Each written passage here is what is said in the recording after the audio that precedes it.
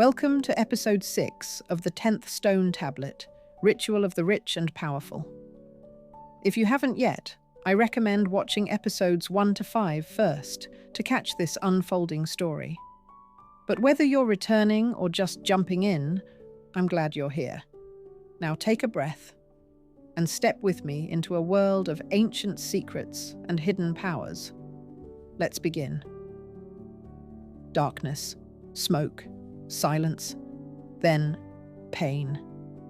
Yousef's eyes snapped open, blood trickling down his forehead. The world tilted. The wrecked van was on its side, metal groaning with the heat of blazing fire. He coughed once. The air tasted like ash. Memory returned all at once. The crash, the mission, the tablets. He reached down, wincing, and pulled his Swiss blade knife from the lower pocket of his tactical pants. A quick slice. His seatbelt gave way. He dropped to the van floor with a grunt. Ahmad was beside him, stirring faintly. "Ahmad, stay with me." Yousef cut him free, kicked out the broken debris clinging to a side window, then dragged him through the gap. He propped him against a tree nearby, then turned and crawled back in. Amir next, still unconscious. Belt off, drag out. Then Idris, same routine. All three now lay out under the shadow of that tree, the van crackling behind them. One more trip, toward the front. The metal was twisted, the dashboard was crushed. He saw Demba first, eyes open, lifeless. A blood trail from his temple. Amira's side had taken the brunt. Her arm caught in the wreck. She, too, was gone. Yousef exhaled sharply. No time for grief. He returned to the rear, yanked out all 4 tactical backpacks, dragged them to the tree, one by one. Minutes passed. The others stirred, groaning, coughing, but alive. Except Ahmad. He had a broken leg, fractured ribs. His breath came in sharp gasps. Yousef moved fast, checked injuries, scrapes, bruises, manageable. But Ahmad was fading. From their position in the canyon, they looked up. The Dominion vehicles still lingered above, lights flashing through the trees.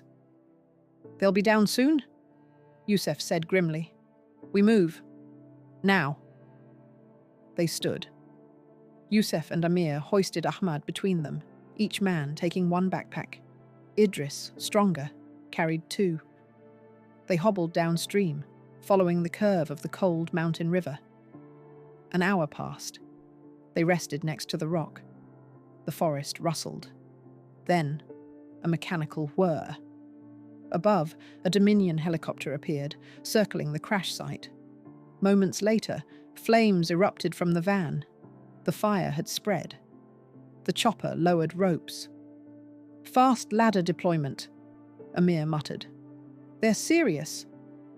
They watched as black-clad guards slid down like shadows. Then, dogs. Search teams. "They're tracking us?" Idris said. "We need to mask everything." He opened one of the packs and pulled out a small spray bottle filled with a synthetic scent blend of raccoon musk and native Pyrenean fauna. He sprayed their boots, then grabbed a pine branch and began sweeping backwards, erasing footprints, leaving only wild scent. They walked on. 3 more hours, adrenaline overriding fatigue. Flashlights blinked in the distance.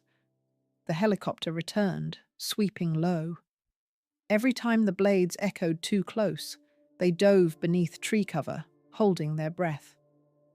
Then Amir stopped. His eyes scanned the thinning forest ahead.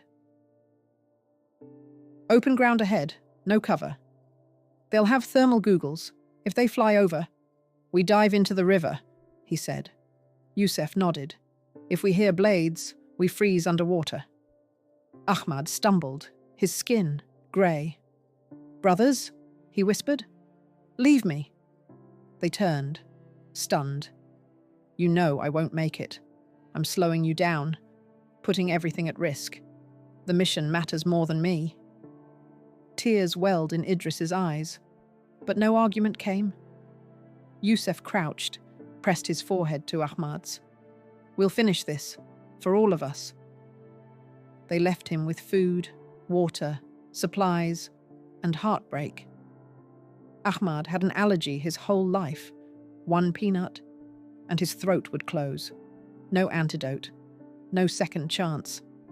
That day, beneath the trees, he opened the small can he'd kept hidden, his escape, his final choice. "This is for you, Fatima," he whispered. A bite. His throat tightened, fingers trembled. He clutched her pendant and prayed. Then, darkness. The others moved on. They walked for days, silent, sleep-deprived, wet boots dragging across loose forest soil, sleeping half awake under pine branches. By the 5th day, they saw it, a flicker of rooftops through the trees. A town, Arguis, Huesca. They ducked beneath a tree overlooking the valley below, wind brushing their sweat-soaked hair. "We can't stay in Europe," Yousef said. "Not for long." "Too hot," Idris agreed. "And Dominion will be sweeping Spain by now." Amir leaned forward. "Then where do we go? Lay low here? Or move farther south?" "These 4 tablets can't stay on this continent. Not if we want to complete our mission," Yousef replied. "Then Africa," said Idris. "But not the obvious route. Dominion will be watching Tangier and every ferry port on the Mediterranean." Amir nodded slowly. "There are ways, smugglers' boats, off-grid crossings." They pulled out the map, creased and wet. Their decision was final. Split up, travel separately, meet again in Biskra, Algeria. From there, they would disappear somewhere far away and regroup. They stripped off their soaked tactical clothes and changed into t-shirts and pants. The boots remained damp, but they'd survive. Yousef, fluent in Spanish and a few other languages, slipped into town first. He kept his head low and moved toward the older quarter, finding a small street vendor. "Donde hay un hostal tranquilo?" he asked. The vendor gave him 3 names. He checked them out. The third was just right. Slightly run down, no cameras, cash-friendly. He returned to the woods and shared the plan. They would enter town separately, check in at different times, rent different rooms. No contact for 48 hours. No one would suspect they were connected. They executed the plan perfectly. Each man arrived an hour apart, checked in with cash or burner cards, used alias names. They bathed, ate, slept again, for nearly 16 hours. The weight of trauma, grief, and exhaustion finally crashing over them. Yousef, ever cautious, ventured to the town centre the next day. He bought new backpacks, fresh clothes, sunglasses, wigs, and travel items, enough for a complete disguise. On the second night, under moonlight, they returned to the original meeting spot, their voices hushed. The plan was now clear: travel separately to southern Spain. But instead of taking the predictable ferry from Tarifa to Tangier, they would slip through the underbelly of Algeciras, Motril, and Almeria, smuggled across the water, unseen. They also shared the plan with Bahir, who was still in Tangier. They reached out to Bahir through a coded message, encrypted with symbols only the Guardians could read. The app self-destructed minutes after delivery. One by one, they vanished from Spain, by land and sea, under assumed names, wrapped in foreign languages and forged identities. In Biskra, Algeria, the small house smelled of cinnamon and dust.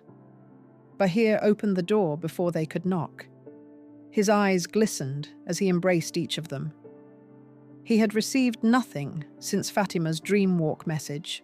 No coordinates, no clues, just faith. Over a simple but beautiful Algerian dinner, couscous, lamb stew, olives, they told him everything. The chapel, the crash, Demba and Amira, Ahmad's choice. They all bowed their heads in prayer. And as their eyes closed, they all saw a vision, faint but undeniable. Ahmad, standing in a golden field. Fatima was beside him, holding his hand, smiling. The others smiled through their tears. Ahmad had made it. They stayed hidden for 5 more days in Biskra. Bahir, the only one not exposed in Europe, handled everything. He bought burner phones, gear, and cash in multiple currencies. He planned their transport, mapped their future. On the 6th day, they each left from different airports across Algeria via connecting flights and obscure routes. In a quiet beach village in Zanzibar, Tanzania, unreachable by road. The sea was turquoise. The air smelled of salt and bougainvillea. In a small rental home with rust-coloured walls and palm leaf shade, they laid low again. But this time, the silence felt different. Here, something stirred. Books lined the walls, texts inherited from the first guardians, journals in faded ink, scrolls written in a mix of Ge'ez, Amazigh, Arabic, and Latin. Bahir stood before them with one of the oldest volumes, hands trembling slightly. "This," he said, tapping a diagram of the tablets. "This is how we can wound the creature." "Kill it?" Idris asked. Bahir shook his head.